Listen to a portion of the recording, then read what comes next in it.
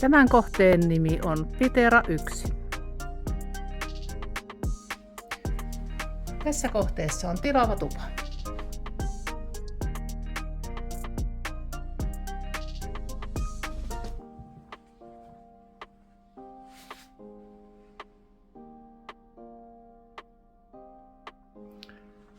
Ja tässä tuvassa on myös tämä ruokailuryhmä.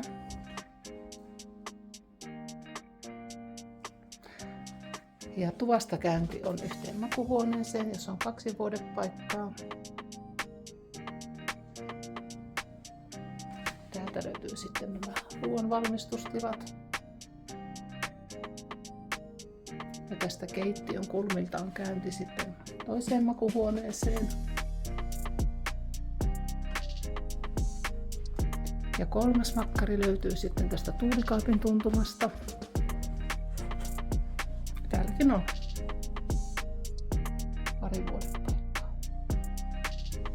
Lisäksi tässä kohteessa on WC, joka on erillään pesutiloista.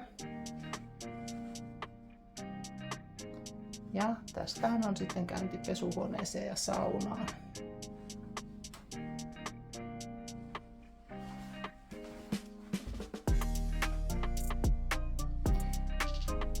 Ja tässä Pitera 1 on sitten ainoastaan puukiuas.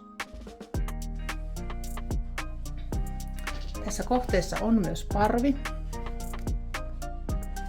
Ja parvelle käynti on tästä tuvasta. Parvelle johtaa jyrkähköt portaat ja portaissa ei ole lapsiporttia. Ja täältä parvelta löytyy lisää sitten nukkumatilaa. Ja tuolta parven perältä, niin siellä on 1 vuodepaikka ja työpiste. Tämäkin kohde on varattavissa sieltä www.pyhähippu.fi/Pitera 1.